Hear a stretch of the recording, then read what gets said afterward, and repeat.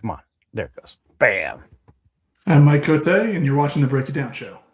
Thanks for coming on the show, Mike. I always love talking to you. I love interacting with you on X. Everybody, you should go check out Mike Cote on X. And also, my friend, Dr. Amber Britton Hale. Thanks for coming back. I always love talking to you as well. You guys have such great insights. I want to get into those. But before we do, put myself in the big window here. Our friend, Dr. Robert Hunter, also an ambassador. He was an ambassador to NATO for President Clinton, had a decades-long, over a half a century-long career. He worked in the Johnson administration and basically every administration going forward, at some levels and higher, some more of a consultative area. And I met him a little less than 10 years ago. I'd written a paper, my buddy Rich and I, about this is the boring part. We wrote a paper about our normal ignorance about religion and politics and how they go together in almost every other country in the world. And if there's a norm with separation of church and state. Well, Dr. Robert Hunter, who was like the recognized guest, the expert when NATO turned 70. So I guess it was 6 years ago that when I met him. And he's like, hey, what you guys have written is incredible. And a guy like me never gets to talk to a guy like you because you guys did stuff on the ground and I do stuff sitting next to the president. So we had to close that gap so we can all learn from each other. And he became a great friend of mine. And we had him on the show, I don't know, maybe a dozen times, something like that. The other thing that was really incredible was I met another guy who had a very similar background. And I'm like, oh my God. And his name's James Rosebush. And I'm like, you know what, James? Your career, you're like the right side to Robert's left side. And have you ever heard of this guy? And I described Robert's background. And he's like, what's that guy's name? His name's Robert Hunter. He's like, that guy lives behind me. He's across my street, right? And so I started introducing those guys, even though they were neighbors and they knew each other were neighbors, and they started taking walks. And a guy on the left and a guy on the right developed a fast friendship. And maybe the last show I had Robert on, James stopped me and said, it's not just that we're friends. We're very, very, very good friends. We love the conversations that we have. And Pete, it's all because of you. This is not about me. I'm just trying to illustrate how all this all goes together and how we can talk to each other and the wonderful experience and the things I learned from Robert, just a brilliant man who looked at foreign policy as an art, not a cudgel to beat up people with it. And he would say simple things like these things go back. And because he was old and he was well educated, he knew the steps. Like this happened before that, before this, before that. This guy got in the way of this guy dallying with that person's person. And all of a sudden, so all these things had a trail for Robert and he could explain it. And so oftentimes I would get the show started and Robert would start and he would just talk. And I was like, how in the world can I tell this 80-something-year-old man to be quiet or ask questions? He's already just talking. So wonderful, wonderful man. What a wonderful life and someone that I'm going to miss talking. We actually had the day before he passed, we had a show scheduled and we were going to talk about what he thought about all of this stuff in the foreign policy world. And so I miss him and I wish we would have got a chance to chat. But also, I get to continue to do this. I get to continue to bring people together and talk to folks and bring the ground truth to the high thinkers and the high thinkers down to the ground so that we can all get better at this. And so that's one of the things we do here at the Break It Down show. So let me get back to the fun stuff. Thank you, Robert Hunter, for everything. Rest in peace. I really love you. And I can't wait to get James on and talk about you in greater detail and respect and honor your life because you certainly have earned it and you are a wonderful man. All right. So there we go. Rest in peace, Robert Hunter. Come on in here, Amber. How should we start with Mike? What would you like to do? Well, Mike, I heard your Trump administration report card recently. Lots of insight. I liked that conversation. You want to tell us about that or tell us about your biography in your X handle? That has tons of interest and tons of topics. I appreciate that. Yeah, we do a podcast. Or Venezuela. Anything every week or so. You want to start with? I'm happy to. Yeah, it's the Trump administration so far. Obviously, we're in the second year of the second Trump administration, I guess, at this point, and it's interesting. There's a lot going on. I feel like the pace of events is very rapid at this stage, and I think that makes it a little hard to keep up with everything. But I mean, overall, I think that it's been a mixed bag, as almost any presidency is. On foreign policy, especially, it's kind of what I focus on more. But I think it's been good in certain areas, Latin America, the Middle East, kind of a more shining spots there. I'm less pleased with Asia and Europe, the way he's treated them overall. But it's, again, a mixed bag. And there's a lot obviously going on that can change that in the second year of the Trump administration, obviously with Venezuela And Iran now, we don't really know what's going to be happening there. And I think that's a lot of big open question marks here. And I think, again, with an administration led by a guy like Trump, who kind of flies by the seat of his pants a lot of the time, we don't really know what's going to happen. So I'm curious of what's going to go on in the next few weeks with all these different, crises or things that have been going on in the international arena. How much of that is wake and how much of that is actual tumult? I mean, a wake is going to happen because you're just going in a direction. The president gets to pick a direction. How much of this is just us going, oh my God, and slapping our faces and thinking the world is ending when really we're just going in a direction that we're not used to? Yeah, I mean, I think there's a good bit of that. Any sort of change in policy, especially like a sea change in policy, like you're seeing from Biden to Trump, or like you did see from Trump to Biden, same thing. You're going to get a lot of, kind of friction there and lots of different things. I mean, I think one of the reasons we're seeing a lot of friction in NATO right now is because of that sort of changing approach. And, that can be for good or ill, but definitely there's some friction there and some resistance to that sort of change. When it comes to Venezuela and Iran, I mean, we're kind of the prime mover there. Obviously, the Iranian revolution or whatnot that's happening right now, we didn't cause that. We didn't, start that. But between the U.S. and Israel last year, we kind of, destroyed the regime's sense of invincibility among its own people. When that 12-day war destroying the vast majority of Iran's air defense assets, taking out their nuclear program, Israel hitting a lot of symbolic sites and kind of undermining just the image of strength of that administration, that regime had in Tehran. Obviously, I mean, since October 7th, we've seen a lot of negative downsides for Iran, who obviously, we're kind of on top of the world when that all happened. But obviously, that's changed quite a bit since over the past 2 years, I guess. But now, I mean, I think without those strikes last year, I don't think the protests we'd be seeing now would be as durable or as significant. And I think the Islamic Republic sees that as well. I think that's one of the reasons they're cracking down so hard, more so than they even have in the past. And that's a regime that is not exactly known for treating protesters kindly, but this seems to be worse than the average, which is really saying something. And so I think when it comes to that, that's more of us pushing something and making it happen versus just, change in policy and seeing where that shakes out. I do think Europe is much more aligned those like kind of wake lines versus us kind of pushing and really causing something major. But I'd say the same thing for Venezuela. The Venezuela regime was obviously trucking along just fine for its own purposes. Obviously, the people of Venezuela were not doing well. They're still not doing well. It's been a disaster over the past 30 years of Chavismo, but it's something that was not going to necessarily collapse of its own volition now. The seizure of Maduro, the exfiltration of him to a U.S. jail to face federal charges, that was, I mean, to be frank, one of the most incredible military operations I've seen in my lifetime. And it's not particularly close, just the way that was handled, the way that was carried out. And obviously, there's still a lot to go on there. So, we're not totally done with Venezuela yet. I think there are some folks that do think we're going to wash our hands of it and walk away and just kind of deal with this new leader, Delcy Rodriguez, who's, the number 2 to Maduro and really no good person herself.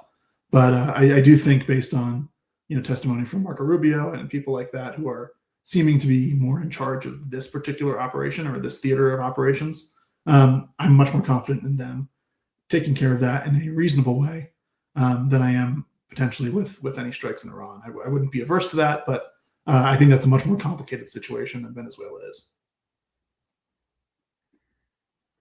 So I wanted to ask you this. A lot of my research is in female-led diplomacy and how women on a sex binary make different decisions, double down on decisions, invest more in decision than men for a preferred outcome. And the composition of NATO and NATO countries has changed significantly based on the number of female heads of state, female foreign ministers, female defense ministers, and the like, controlling more money and defense forces than ever. I wrote a paper called She Speaks for Millions and looked at the total number of populations represented by a female voice for the first time ever, because the first female elected to democracy was 1960. So this pool is very small, but specifically around Ukraine, there's more women making decisions than ever. And it's not to say that I preference this. It's to say it's different and it's not studied. But let's walk through this. What I think happened with NATO and Greenland as an example that caused this latest eruption is I think that Denmark, led by Mette Frederiksen, over-indexed negative sentiment and very poorly reacted and wasn't having these conversations. And if you look at Denmark staffing their foreign office with, like night watchers to see if Trump tweets in the middle of the night and like really watching what he's going to do. Do you think that the reaction from Denmark and across NATO countries was appropriate to, the memes of Greenland being painted red, white, and blue? Like, let's evaluate this as a very particular scenario, because I think leadership and decision-making and their reaction can be broken down along gender lines. That's my hypothesis, that the actual decision makers, if you go to foreign policy analysis, who is making the decision and what they are doing, I think it makes a difference who's in the seat. So back to Pete's question, is this wake or is this tumult? Let's talk about Greenland specifically. Yeah, it's funny. I mean, I didn't think I was going to be a Greenland guy, a couple of years ago, but I've been writing a lot about it.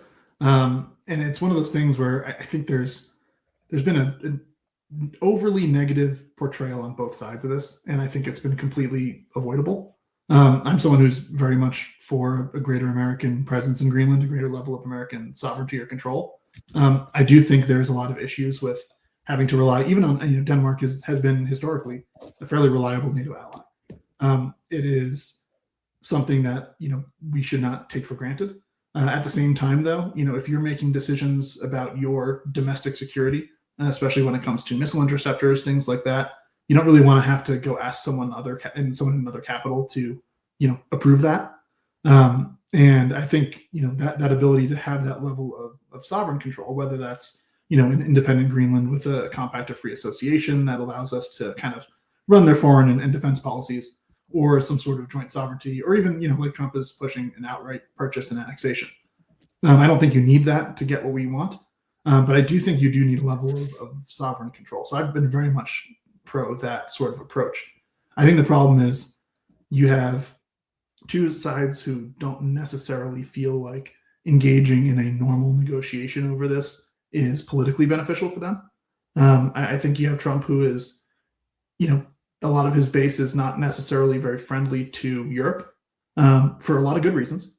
There are many reasons that we should be reassessing our relationship with Europe in terms of their defense spending, in terms of their domestic policies on speech and things like that. So there's a lot of good reasons to kind of be upset with them and want to change the relationship around. And I think that is something that Trump kind of promised to do going in. That does put the Europeans on edge, which I understand. But I think they have taken a lot of these threats and belligerence from Trump that kind of, to me, seems more like par for the course for him, having been around in politics for 10 years and in the US. It kind of seems like that's his modus operandi. Ever since he kind of came down that escalator back in 2015. He's been a very brash politician, very different than a lot of the previous US leaders, especially when it comes to dealing with our allies. And I can understand why that may put them on edge, but at the same time, it's been 10 years. You kind of got to adjust your priors at some point, figure out how to deal with someone who's clearly going to be a part of this political alliance for quite some time. And I think they kind of overreacted. There's a lot of people saying, hey, we need to prepare for an American invasion of Greenland. I'm sorry, that's not going to happen. It never was going to happen. And I think first of all, that's one of the reasons why you shouldn't threaten that. I think that's a silly thing to threaten, especially with an ally. But again, you have to realize that a lot of this is bluster. And I think there's an overreaction to that bluster. I think there's kind of a doubling down on both sides of the Atlantic on that. And I mean, this is one of those things, again, I think if we sat down and talked through it and negotiated like partners, we'd be able to come to an agreement that would be beneficial for the US, for Greenlanders, and for Danes. I mean, Denmark spends like between $300 and $600 million a year on subsidies to Greenland. It's a money suck for them. At the same time, it also is not critical for their homeland or national security. So, they can spend another $2 billion in Arctic defense. That's great. But $2 billion for us is a drop in the bucket of our defense spending. For them, that's a pretty sizable expenditure.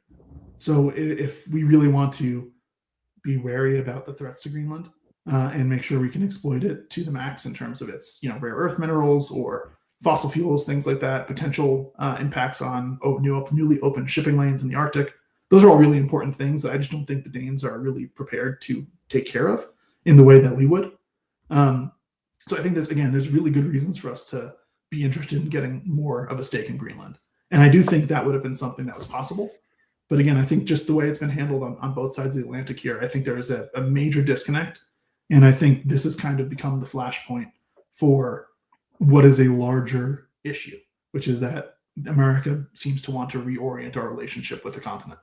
And I think this is a microcosm of that. And it's kind of becoming the flashpoint because there's a very specific, concrete, territorial aim here. And so I think it's easier to kind of rally people around that and focus on that than it is to say, oh, we are spending enough on our defense, or we're going to kind of move up this way, or we're going to buy this weapon system or that, or this is how we're going to, treat Russia or whatnot. So I think this is a very easy thing for people to kind of glom onto. And I think, again, political incentives on both sides of the Atlantic, I think, are pushing us away from a deal, which I think is going to be bad for everyone involved. So we'll see if they turn it around. Obviously people after Davos were thinking, hey, this issue is kind of off the table, but I highly doubt that. I think this will be coming back up again in a few months, like clockwork. Yeah, those are good thoughts, man. I appreciate that.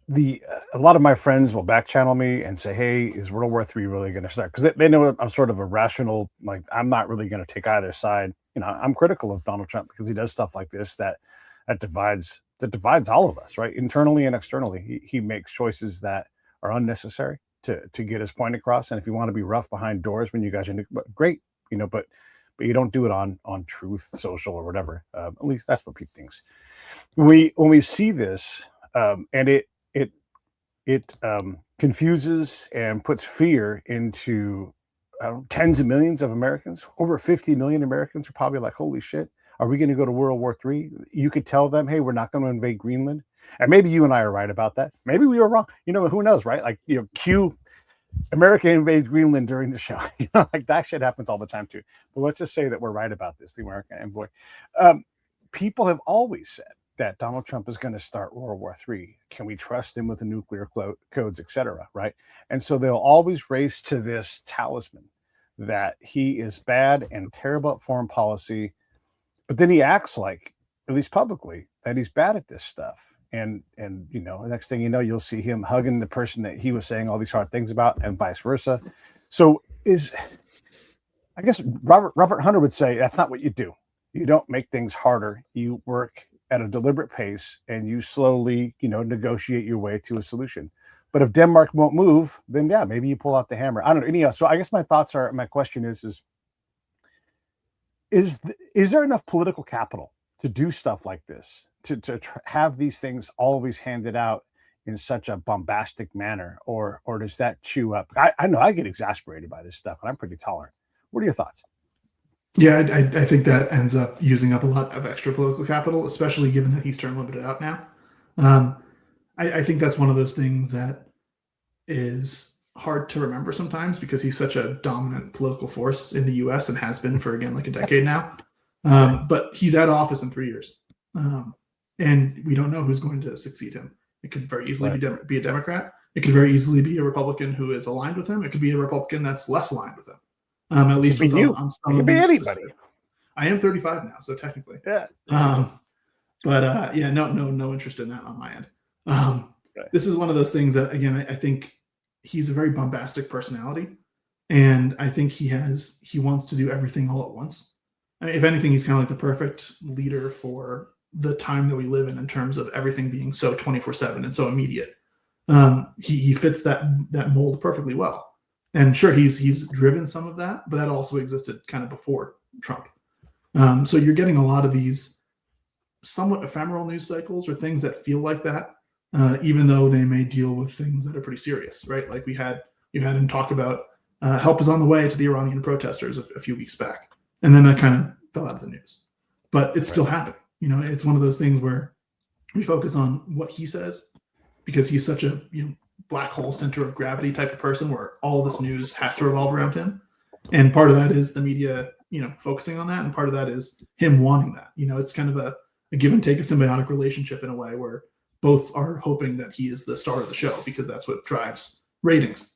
And again, that's something that Trump has been obsessed with since back in his, apprentice days, trying to push some drama, trying to make this into almost like a reality show, And again, that can be for good. That can really, shift things around and change the way that people perceive stuff and unlock some stuff, right? Like we have the Abraham Accords in the first administration. We had the destruction of the Iranian nuclear program. We had the hostage deal with Israel. I don't think many other presidents would be able to do any of those things because he cut that Gordian knot of foreign policy and kind of, instead of trying to disentangle it and taking all that time, like you were saying, your friend Robert did, it's one of those things where sometimes you can just cut through it. Other times you can't. And I think he likes cutting through it. He likes having that big sword and slashing it down and untangling all these complicated things. And that works sometimes, but it doesn't always work. And I think if you don't have the patience, especially when it comes to foreign affairs, to make something stick, things can change pretty rapidly. And so I'm hoping with respect to Venezuela, especially, that we have the right people in charge there. I think, having Marco Rubio as Secretary of State and 20 other jobs that he has now is a good thing. I'm a fan of Rubio, have been for quite some time. But especially on Latin America, that's been his, pet issue since he's been in, the Senate. So having someone like that who clearly knows a lot about the region, understands it, has concrete, principled ideas about it, I think that's a recipe for success. But I don't necessarily think you have that in other theaters to the same extent or the same way. And so we'll see what happens. But again, as a term limited president, you have a very limited amount of political capital to spend. And he has a lot of things that he wants to get done, especially being such a unique second term president, having had a break of 4 years in between his two terms. It's unlike the regular two-term presidency where, you're catching momentum and you're not feeling like you're starting over. But it kind of feels almost like a first term and that he's starting over with a lot of these things, trying to reverse what happened in the past 4 years. And at the same time, trying to carry on what he was doing the first time around. And that's a lot. It takes a lot of work. And there's just not much time, right? We're already in an election year. You don't know. You never know how the midterms are going to go. But if you're looking at history, generally the party in power tends to lose, especially in the second term of a president's 2 terms. And so, he's really got a limited amount of time before November to get stuff done, before January, if you're going to go with when the new Congress will change. But even then, limited time still. Like, you don't want to be doing anything super duper controversial before an election, right? So you hit August, you're kind of wanting to focus on, hey, these are the wins we delivered. If you're showing that there's chaos and a lot of confusion, that tends to redound against your party at the polls. So he's got a really limited time here to do stuff, whether it's domestically or foreign. And I think a lot of other countries understand that. Mostly our adversaries, unfortunately. Like, you have the Europeans who don't seem to understand that. They seem to be thinking like, hey, this guy is going to be president forever, and we need to, push back against it and totally reorient the way that we think about the world. But that's not necessarily the case. Trump is a very unique figure. And even if you have someone who, facially wants to follow those same sort of policies, he's just a very sui generis sort of person. We haven't really ever seen an American politician like Donald Trump. And we probably won't again, simply based on who he is, as a product of his time, as his policies, as his personality. I just don't think we're going to see that again. And I think that there's a lot of folks abroad who are not really understanding that, especially in Europe. I think you're getting a lot of that pushback. And I think some of it is due to Trump just being himself. He's an aggressive person. I grew up in the New York City area. I grew up with Donald Trump on the news all the time. And that was always the case. He was always aggressive, pushing harder, trying to get everything that he could out of every deal he could.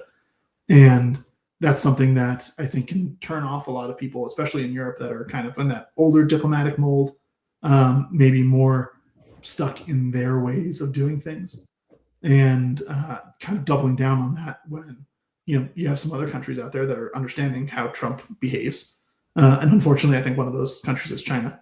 Know how to flatter him, know how to get what they want out of him, kind of tone down some of that tough rhetoric. Because, Trump on the campaign trail was incredibly belligerent to China. But since he's been in office, it hasn't necessarily followed through on the full flowering of that rhetoric. And so I think you have people in China, Xi Jinping, who he has a good personal relationship with, who know that, understand what they can do, right? He talks all this big game, but doesn't necessarily mean that he's going to do all this stuff. And they kind of work with him to figure out a way to appease him, but also, advance their own interests. And I think you have, pretty much every country in the world has the opportunity to do that. It's just a matter of understanding who the players are and, how their buttons need to be pushed to get what you want.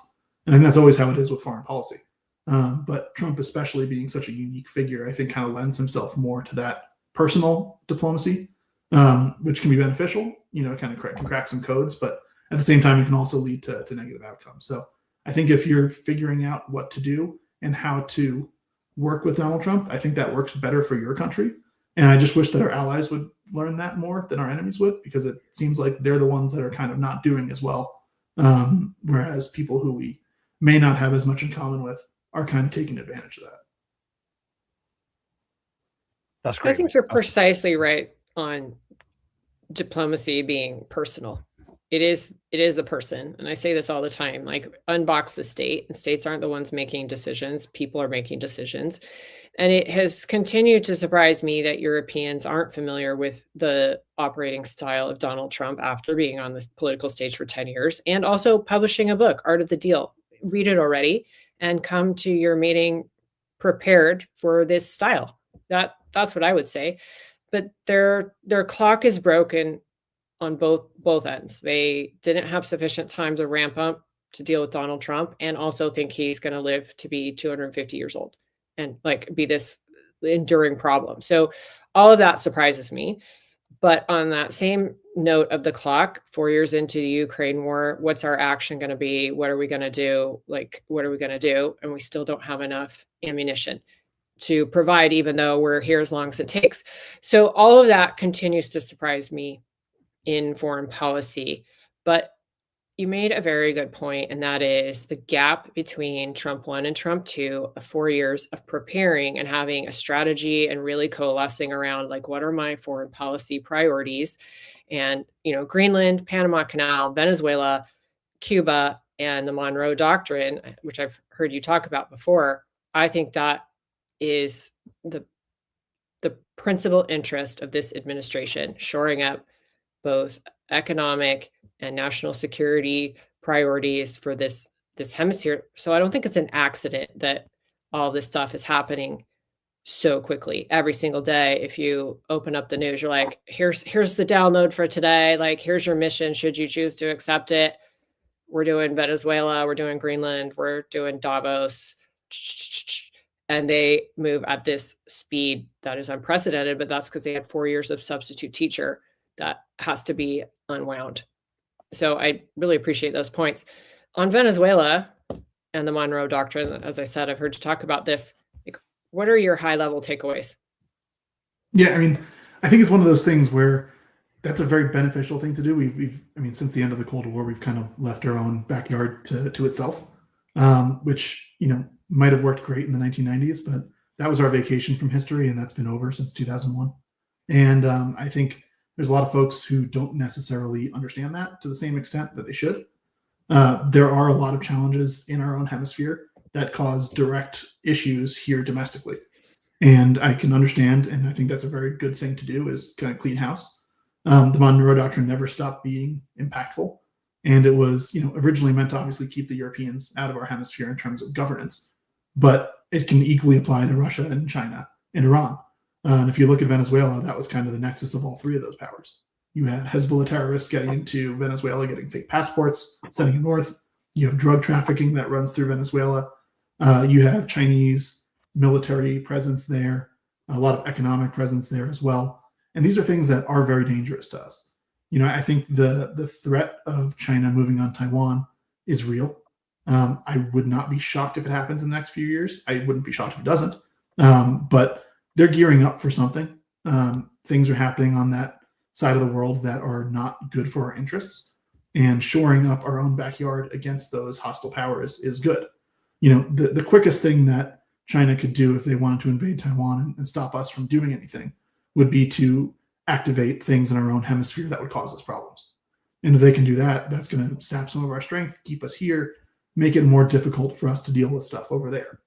So by making sure that our backyard is kind of safe for our own interests, and that means trade, that means militarily, and politically as well.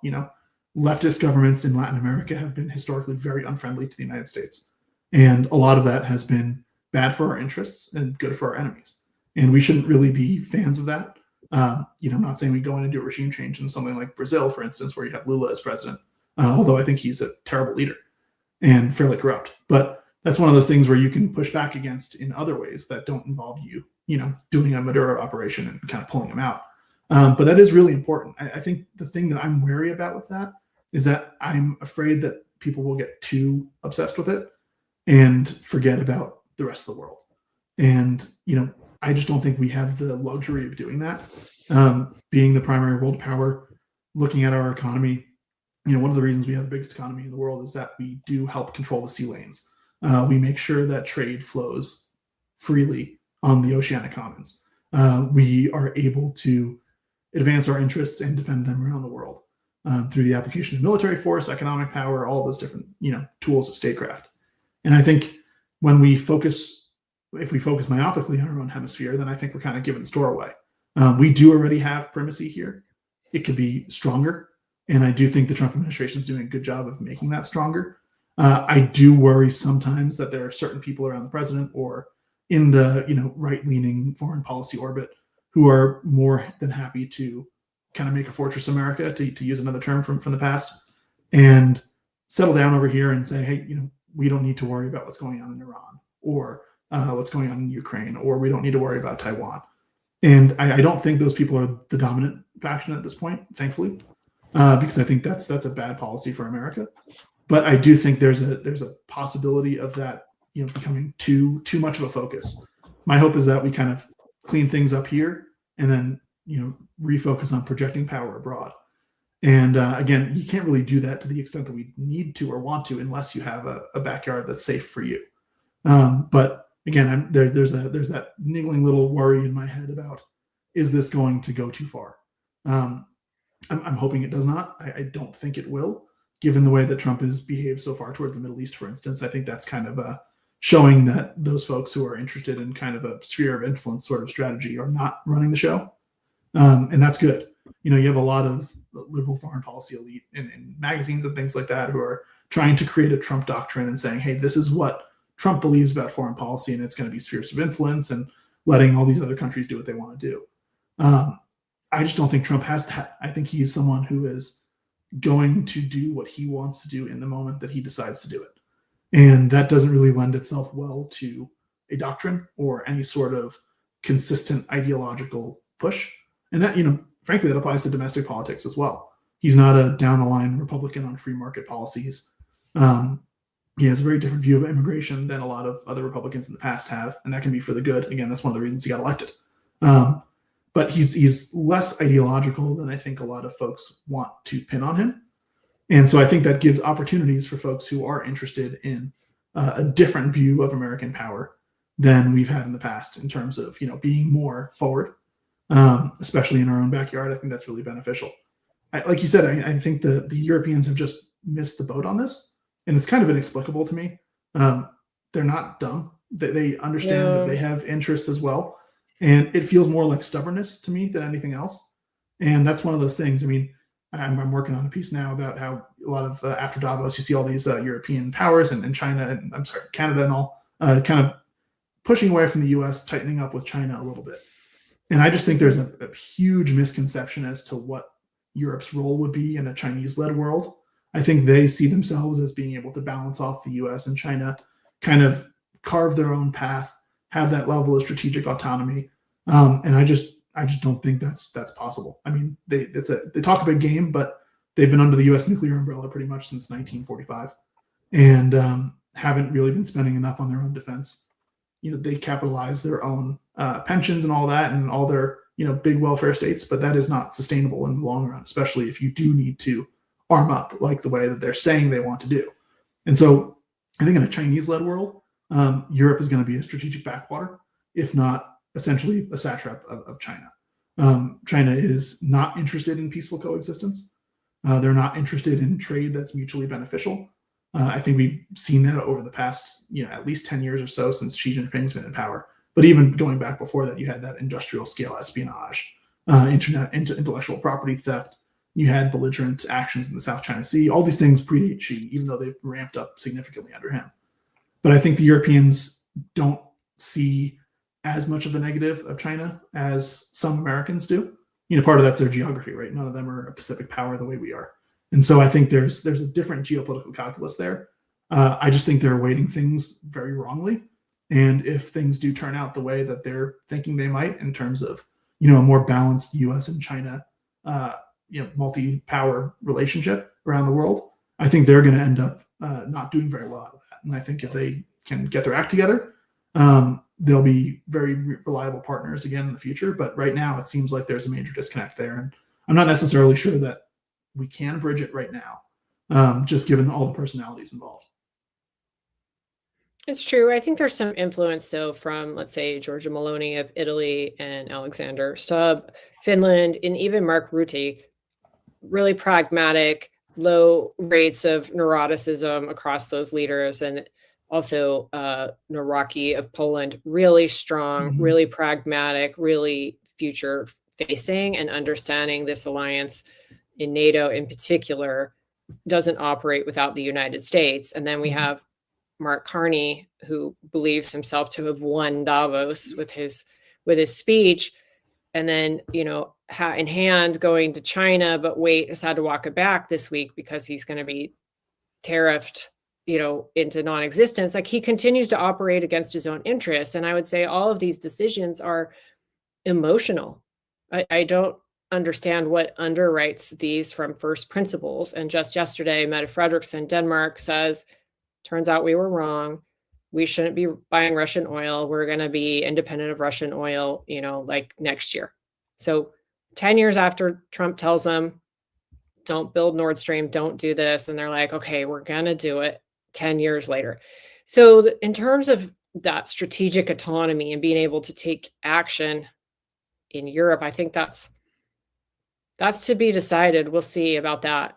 If I were Mark Carney, I would make Fortress Can America and thrive economically and from a security standpoint. Like, I think there is just a lot more good to be had than alienating your southern neighbor. But I see more coherence in the foreign policy of Donald Trump than maybe you do. And that is, you mentioned sea lanes. I feel like snapping the threads of Venezuelan oil and Iranian China nexus of all of this, and also Russia, like, cuts funding and sort of starts untangling this web of malign actors and how they get money, fund one another's evil projects. And I just see more coherence, even though that might not be articulated in the mainstream. But there's a lot of media that want to promote what I consider feelings-based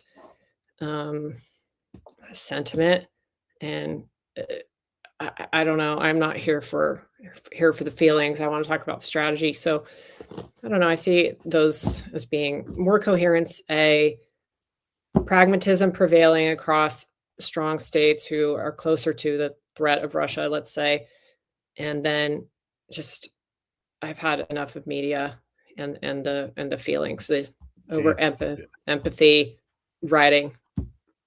Yeah, no, I think you're right on that, especially on those particular European leaders you mentioned. I think they're very much in the right lane here. It's kind of the opposite of like Angela Merkel, who I think during the first Trump administration was kind of the leader of Europe, and we all saw how well that turned out. Not very well at all for Europe.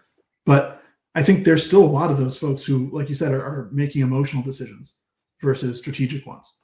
And, going back historically, since the U.S. has really been the prime world power, a lot of these NATO allies who are essentially forced to rely on us tend to resent that.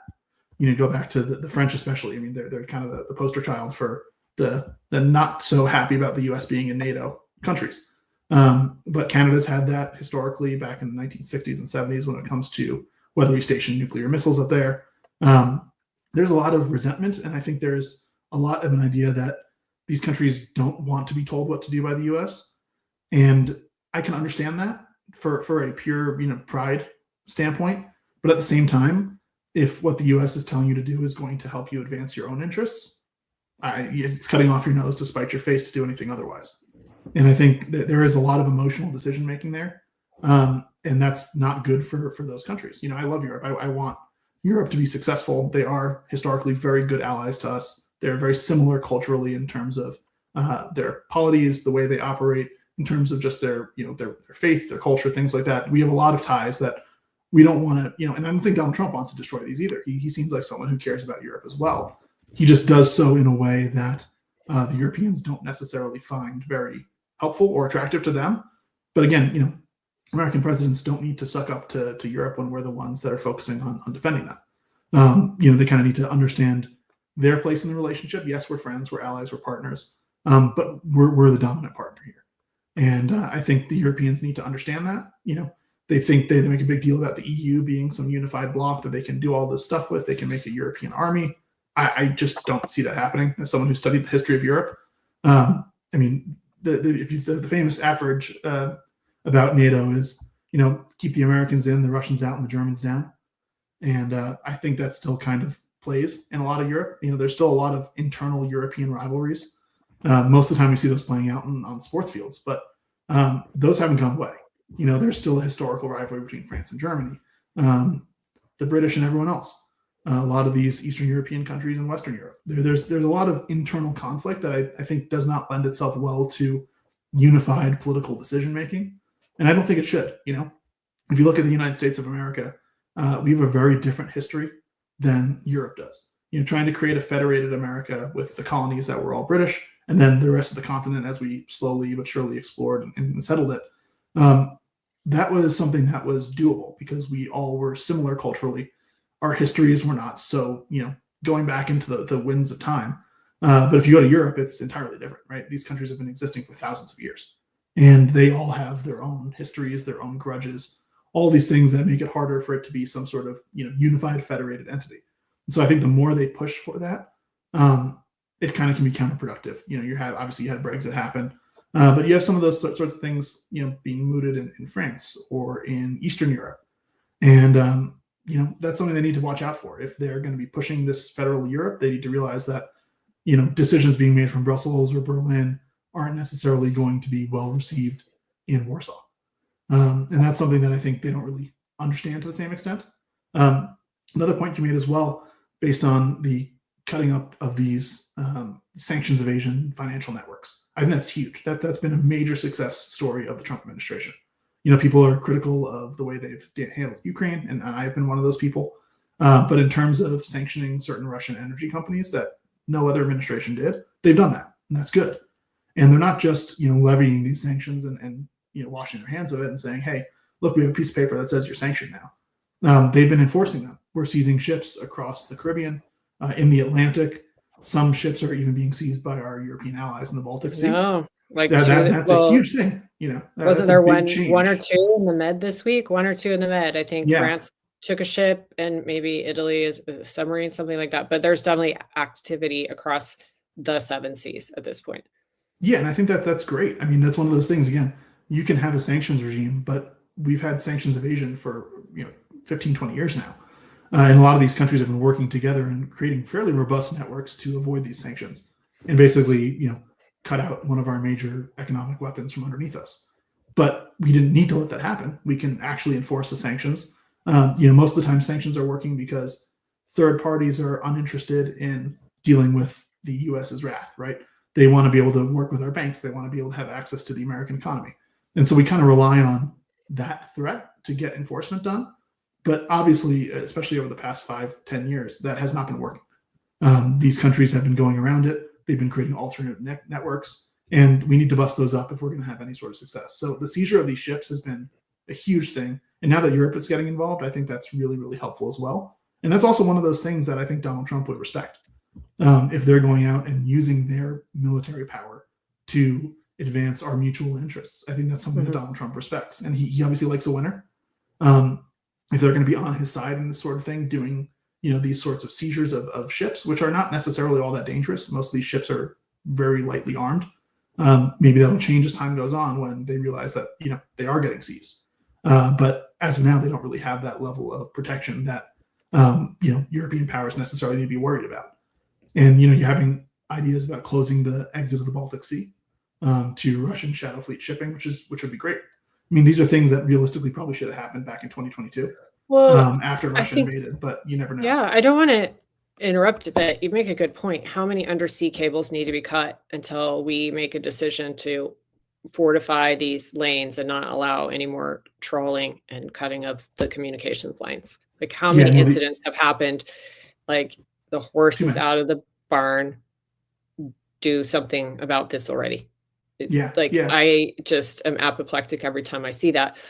If it's okay, can I change topics? You mentioned the European idea of coalescing around like a governance. And I wondered, because I haven't talked to anybody about this yet, is the new Board of Peace, the alternative UN, and all the countries that have signed on. Like, what do you think about this idea? Honestly, I think it dies the second Trump's out of office, unfortunately. Really? Yeah, I don't think it's durable. I think it's one of those things where, first of all, if you get a Democratic president in, they're scrapping it immediately. You're going to have that of almost all of his policies, even the ones that make physical changes. You have people talking about it's totally unrelated, but the whole ballroom thing, right? You have people talking about tearing that back down once Trump leaves office, which would be ridiculous. Obviously spending a lot of money building something and then tearing it down just because you don't like the guy who built it is silly. But I think with the Board of Peace, I think that's one of those things that'll be easier for them to jump off of. And I think it's flawed. I do think the UN needs major change. Personally, I'd rather just leave and kick them out of the US. There's a beautiful real estate there in Midtown Manhattan that's ripe for development. We do have the president who knows how to do that. So maybe after he's done with office, that would work out well for him. But that's one of those things where I don't think the UN is serving its purpose anymore. It was meant to avoid conflict. It was meant to be a place where international, affairs could be managed in a peaceful way. And I think realistically, even from the jump, that was never going to be the case. If you try to get the U.S. and the Soviet Union back in the 40s onto the same Security Council and they each have a veto, nothing's going to happen because each of them is going to, assiduously defend their own interests as they should. And so I think, the UN was kind of a pie in the sky idea when it happened. Kind of reminded me a little bit of after World War I. There was a lot of ideas about, disarmament and peace, and everyone's going to work together and be all one happy family. And that just didn't work because that's not how human nature works. And like you were saying earlier in this conversation, nations aren't necessarily the ones making these decisions as humans. And so, human nature does play a role in all these major foreign policy decisions and the way that states interact with each other. And so I think the UN does need a lot of change. I don't necessarily think it's a beneficial organization for the US to be part of. If anything, it's beneficial for us just to be vetoing everything. But, it's also at the same time fundamentally anti-Semitic organization. That's been one of their only, ideological lodestars has been anti-Israel activism for 50 plus years now. And I think that's quantifiably so. Oh, absolutely. Yeah, you can go back to the Zionism is racism resolution. You can go back to all the resolutions about, Israel's defense of war in 1967, various things like that. It's been like that essentially since the partition back in 47. And a lot of that is the Soviet Union. You still see a major relics of Soviet propaganda being established and espoused nowadays. Kind of the same sort of rhetoric that was being used back then, being used now. And the UN is really like the center of that. So I do think we need to get out of the UN. I have no problem with that, or at least changing the way that we deal with it. I don't think it should be in the US at all. But when it comes to the Board of Peace, I just think it's one of those things where it's going to come into a lot of the same problems. Maybe it doesn't require unanimity or consensus, but then it's one of those things where what's the benefit, right? And if we're talking directly about Gaza, which is kind of where this Board of Peace idea stemmed from, I think you're getting countries in this. Trump wants it to be pretty universal. He really does want an alternative to the UN, which would make it a universal organization. But when it comes to this particular issue of Gaza, there's a lot of countries who probably shouldn't be involved because they're the ones that made this bad in the first place, right? You have Turkey, you have Qatar, you have Iran.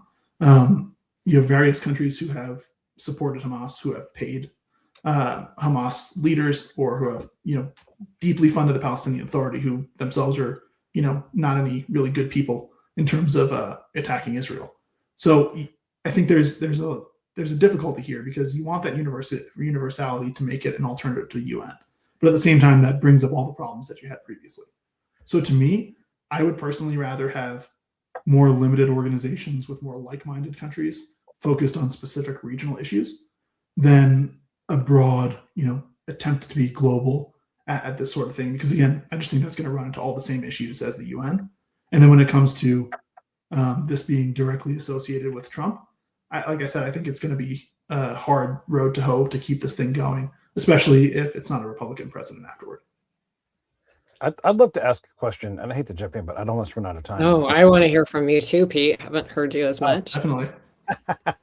Well, the thing, and actually, I'm going to ask you first, Amber, because I want to hear what you have to think about this.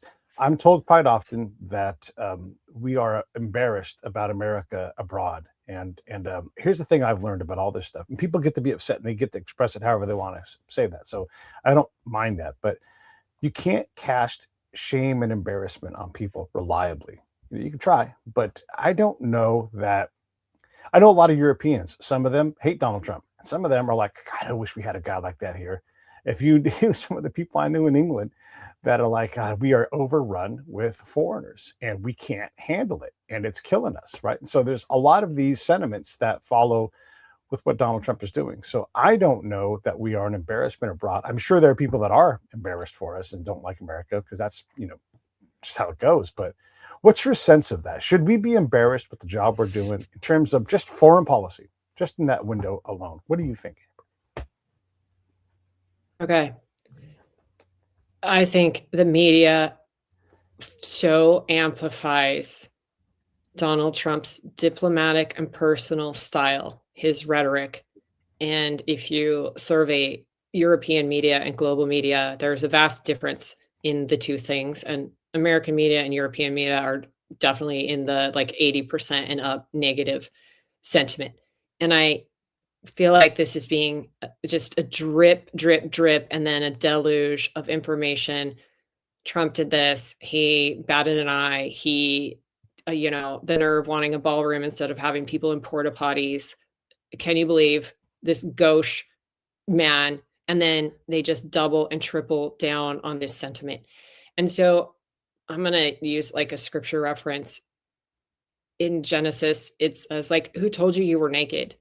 Who is feeding this line all the time and turning sentiment? Instead of being able to, as I say, call balls and strikes or re-underwrite your analytics and really look at policy for policy's sake, you're continuing to react to a narrative about a thing of how it's non-conforming to diplomatic culture and who he is. So I don't believe that the actual sentiment is as represented. I don't. I think populations have less freedom to speak about what they really want to see in politics. And it's very fascinating. As an example, this past week, the case in Minnesota, how many Europeans or influencers, I shouldn't just say Europeans, influencers outside the United States have comments about what's going on in Minnesota. And yet their own populations are subject to just the most significant increase in rape statistics that the world has ever seen by population of immigration. And then they're not going to comment on that, but feel free to comment about a very isolated but media overhyped case of a single individual.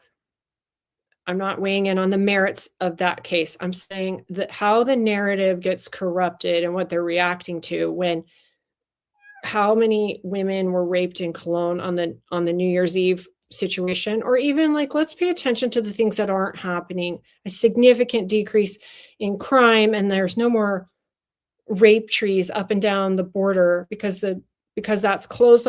I just don't understand why a president's mean tweets and his personality have become the entire personality of the United States, overshadowing all the largesse and the beneficence of this nation and the aid that has come out of it. So I'm going to say my over under is I don't believe that to be the case. I think this is a media created echo chamber that continues to amplify its own message. Yeah, I largely agree with that. I mean, I think it's one of those things you have people talking about, the decline of America. I'll believe that when people all around the world stop being obsessed with our domestic politics. Then I'll believe that we're in decline when you don't have random influencers from India or Europe opining on whatever story of the day it is in the United States.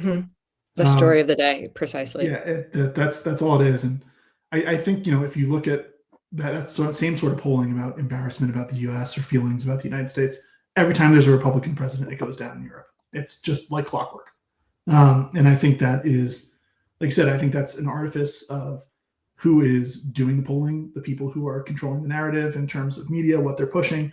That always happens in Republican administrations. You had, Reagan was the cowboy, then it was George H.W. Bush, then George W. Bush was Hitler, and then now Trump is Hitler. And it's always, that always happens, right? And then there's always that break, and it's glorious once a Democrat gets back elected. And so, personally, I've never been embarrassed in my country in my whole life. I don't plan on it. I think this is the best country in the world. I think a lot of people around the world understand that because they want to come here. And there's a reason for that. People don't want to come here because they think it's a bad place to be. And they can just make a lot of money. They come here because they value our freedoms and liberties and obviously the economic prosperity as well. But I think there's a big difference between what is, put out there in mainstream polling and what sort of sentiment actually exists in the real world. There's a lot of folks in Europe who I do think, like you were saying, envy the US or like America or want their own Trump. I mean, if you look back at Italy, they kind of elected their own back with Silvio Berlusconi. So there is that sentiment there. There is that populist sentiment. There is a strong pro-America sentiment across the world. I don't think Trump is destroying that. I think there is a chance for it to become less, but that there's a chance for that in every administration, right? I think the Biden administration hurt our global position by withdrawing from Afghanistan in the way that happened.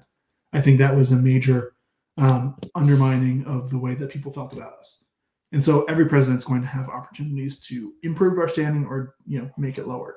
But overall, I don't think this is durable. I think the only way that it becomes durable is if all these other countries change the way that they interact with the world solely based on a misconception of what America is. So it's really more about how they react to us than necessarily what we're doing. And some of what we're doing does lead to certain reactions, like we were talking about the Greenland stuff earlier. And the way we approached that led partially to that more belligerent reaction on the part of Europe.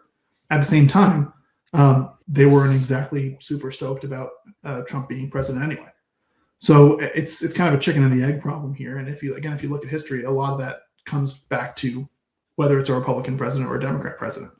Mm-hmm. And I just think I think that's a bad way to think about politics, about the country, about what's going on abroad. Generally, there could be, I don't like the Labour government, for instance, in Britain. But if they were doing things that I thought were okay, I wouldn't have a problem with that. It's not necessarily Keir Starmer himself as a person I have a problem with. It's his policies. And I think it seems to me like a lot of the problem that people have with America now is about the person of Trump, not necessarily the policies of the country. Well, I think you make a good point about Keir Starmer, Pete, if it's okay for me to say, once his eyes got shifted to, pre-existing treaty conditions on Chagos, then whoops, some of these decisions have to be reconsidered. And there's also a treaty in place for Greenland too. And all of this predates Donald Trump. So for him to exercise, opinion on Greenland or Chagos, it's not interrupting the sovereignty of these countries. And I don't see how it's always a NATO problem either when there's a bilat agreement between the United States and these two countries. So I think we've identified a couple things here. Personality is important. These governance structures are important, and also pre-existing agreements. These were here before 2015 and the golden escalator moment. They predate that, but people need to go back to the archives, if you will, and apply some historical understanding to the current situation. Yeah, I think there's various leaders around the world, and in Europe especially, if we're talking about that kind of are used to us not necessarily enforcing these things, these treaties or these agreements that we've had either bilaterally or multilaterally, in terms of NATO funding our own defense, that kind of stuff. I think there's a lot of folks around the world who are kind of used to us, since the end of the Cold War, not necessarily enforcing those obligations. But that time has changed. Where history is back. Obviously, the global war on terror was a big part of that, but I mean, now great power conflict has returned in a way we haven't seen since World War II. If you really want to go back to the 19th century, and I think our friends need to understand that this is a different situation than we've had for the past 30 years, and it requires a different approach. Trump is maybe a bull in the china shop, but he is pushing a different approach, and I do think American leaders generally, at least on the right side of the aisle, maybe on the left as well as time goes on, are going to want to alter these relationships in a way that is more beneficial to American interests and also more meaningful to the challenges we face today. Can I ask, do you guys got time for one more topic? If you don't, that's fine, but do you have time for one more topic? Yeah, I'm good. Sure. So last episode, Amber and I talked about Howard Lutnick and how he's just clearly having a ball. What I'm embarrassed about America, do I want more or less of what Howard Lutnick is telling us? He went to Davos and said, hey, globalism didn't work. We're going to work a different way. And when we do good, you all will do good. Let's do deals. And he's running around the world making deals, and he's giddy about this stuff. So do I want and this is part of the foreign policy. This is all ties in. So if Howard Lutnick is out there being the hammer and he's setting up deals and setting up the boss to come in and make a deal, and it's good for Asia, it's opening markets that were closed off to us before, I don't know how this is a bad thing. I am ready to say we don't know what's going to happen. We'll know 40 years from now probably, but do we want more or less of what Howard Lutnick is doing in terms of foreign policy? Either one. Who wants it? Who wants it? You can go first. Okay. I love Howard Lutnick. More and more over time, the message was not well received in Davos. They had a difficult time with it, but contrast that with outcomes, and that is a fourth quarter GDP print that is believed to be 5.5% for the United States. So that's astonishing. And if you go into primary documents and again, his statements of how they staircased the tariffs and looked at the balance of all of these trades and really calculated the formulation on the trades and exactly how to balance the seesaw so as not to disadvantage other countries because the tide would lift all. I find it to be incredible. However, back to that media piece, Financial Times just had this hit piece on Lutnick's appearance in Davos and said that Christine Lagarde, head of European Central Bank, walked out of a dinner and it was just chaotic because of heckling and booing. And do you know who that was? It was Al Gore. A single person starts booing Howard Lutnick at a dinner and it turns into this international story that he's not well received on the stage. And I was like, yeah, who is still inviting Al Gore? That's the problem. That's the problem we need to solve for today. Who's still inviting him? And again, let's look at the outcomes.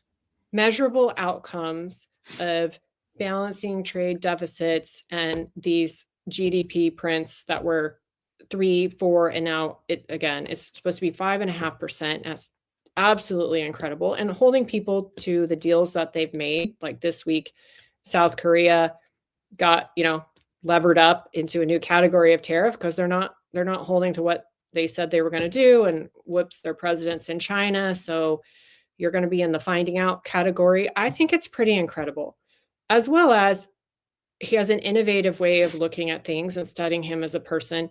He holds many patents. That's number one. Has some creativity. Has thought maybe we'll put the census on have the post office do the census because they're already going door to door. Like, I think there's some creativity and innovation, but also it's hard to delight in your job if you're not having the runaway successes. And I just don't see anything but like pure delight in this man of what he's doing. And he's gone on record to say, I want to be the secretary that's having the most fun. And by fun, he means outcomes and results and making life better for the American people. So I think there's always a critique to be had of tactics or messaging, etc. But I'm going to just go on the record as saying I'm in the camp. I'm in favor. I think he's done an incredible job at what he's been doing, but he is in this administration that gets just unmitigated hate for all the reasons, and I don't think that's fair. Yeah, and I'll say a couple things about that. His explanation of how they worked the Japanese deal And like, oh, there's elements of this deal we don't understand, and the seesaw was going to be out of whack because of the way the Japanese economy is structured. I want to hear more of that, and I'll always put this on me. You guys have to answer this question. I can't tell you fuck all about any other Secretary of Commerce. I just don't know. I wouldn't even try to rank him because it would take me a lifetime to figure out what to even say about all these guys, right? He's coded as, and he probably is by the piece of paper he fills out, he's coded as a Republican. But when I hear him talking, I don't hear a Republican talking. I hear a businessman talking, an innovative guy, and a guy who's from New York and has donated to Democratic campaigns. And so I think he's probably a Democrat, inside somewhere.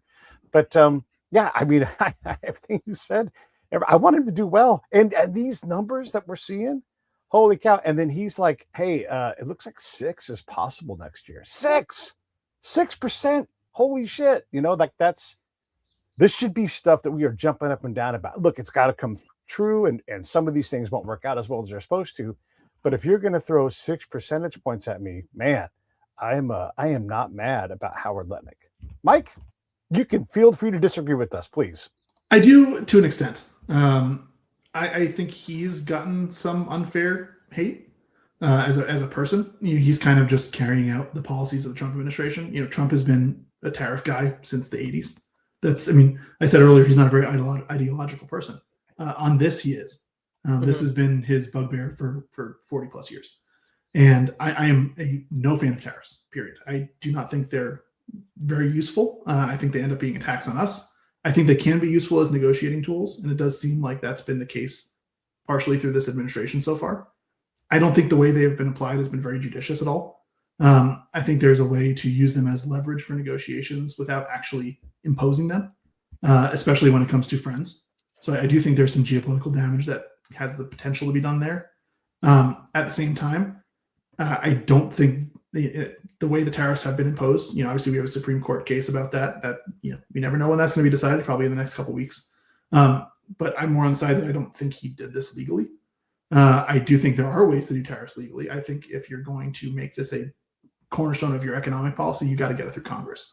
Because again, just generally, right? We talked about the Board of Peace kind of getting thrown out if a Democrat comes in.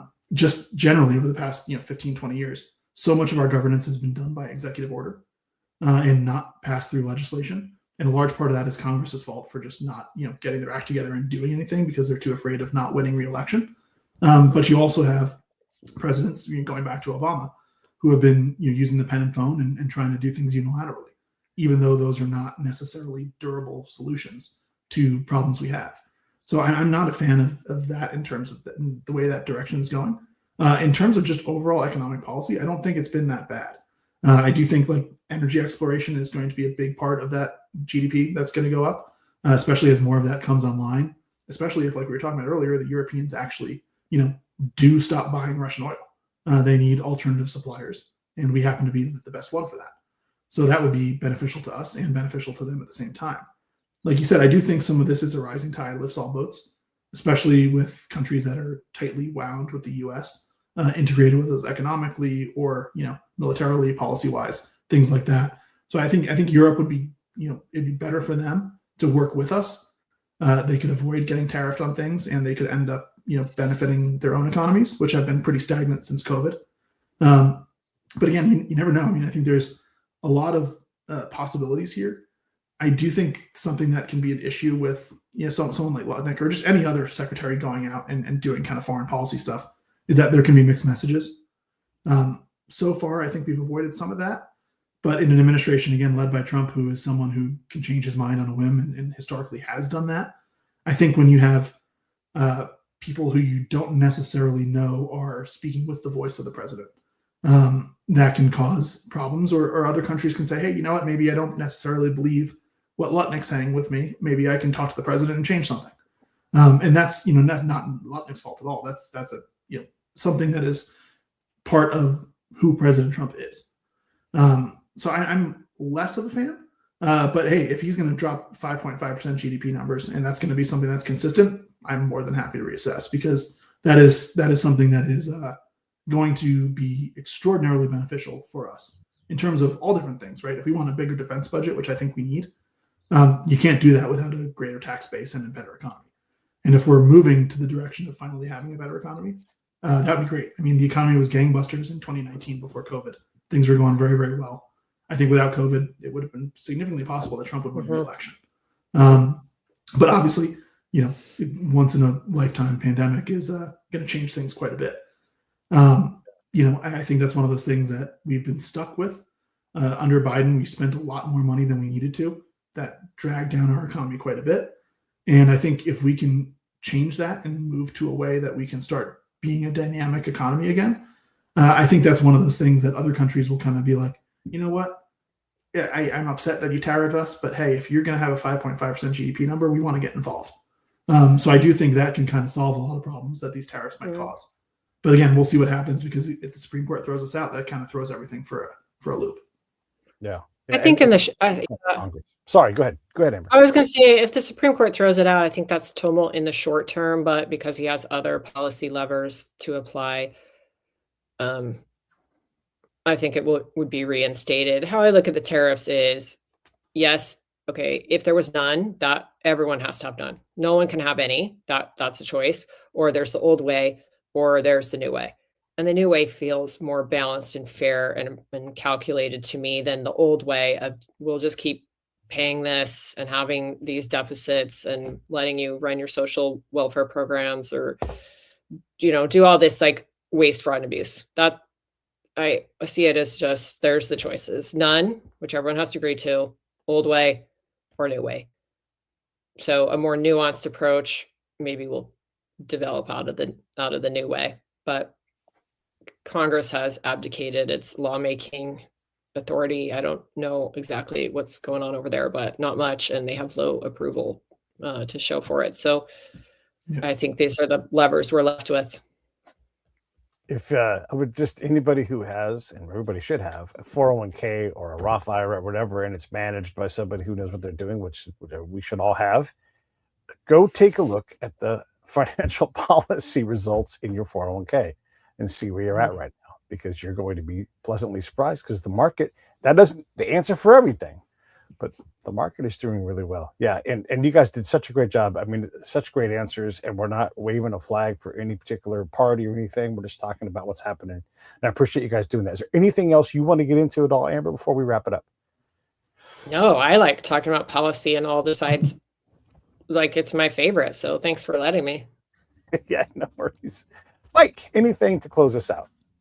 Well, not too much. I mean, the only thing I'd keep an eye on is Iran. We've got our assets over there now. And if you look at, one thing that happened that's kind of a little under the radar, the Israeli National Airline El Al basically said, hey, if we need to cancel flights sometime in the next 2 weeks, you guys can get a refund. And you don't really do that policy unless you think something's going to happen. So I'd keep an eye on that. Yep. But otherwise, yeah, I mean, who knows? The world changes very, very quickly these days, and definitely worth keeping an eye on. I have to extend this a little bit.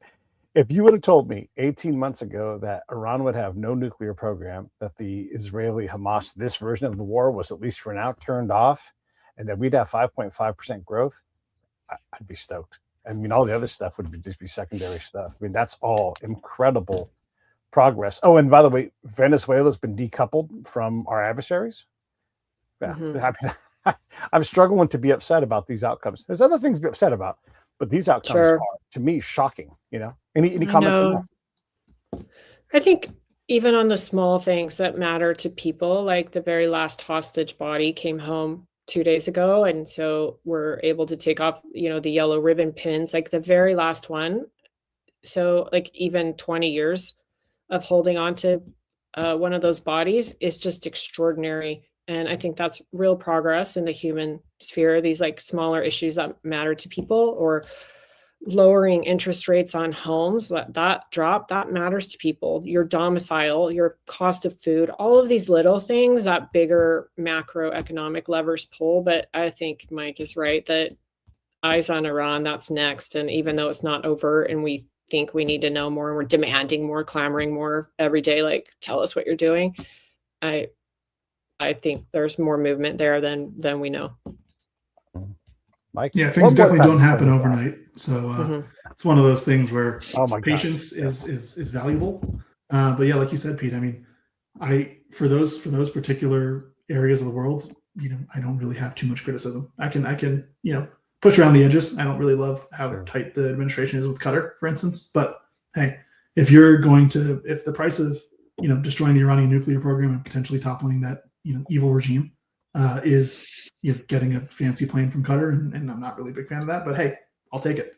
That's a trade I'm willing to make, given how destabilizing and destructive that regime has been. I mean, killing thousands of Americans. So it's one of those things where, again, it's one of the foreign policy is not really a voting issue for a lot of folks, but I think there are certain things that are major events that people will feel good about, especially if the U.S. does what they perceive as the right thing and helps kind of advance the cause of freedom around the world. Obviously, people are very alienated about that after Iraq and Afghanistan and all, but I think the vast majority of Americans still would prefer to see places like Venezuela and Iran be friendly and free democratic governments. So if that can happen, hey, that's a major historical accomplishment that I think will last longer in the history books than 90% of the things that the Trump administration's done so far. That's great. You guys did such a great job. Again, hey, everybody, cue the next social crisis. We're almost done with the one here over Minnesota. We'll get another one teed up soon to get crazy mad about. But in the meantime, keep your eye on the ball. There's a lot of things going on, and some of them are actually quite good. So doesn't mean you have to like Donald Trump. I certainly don't. But you know what? The results, you have to say these things we discussed here just now, they are good things. All right, I'm going to go. Everybody else, anything else, any other final words before I wrap this up? We talked for a long time, and thank you all for coming on. Of course. Yeah, no problem. Thanks for having us. Okay, Pleasure. We'll do something else again soon, everybody. I'll see you all later.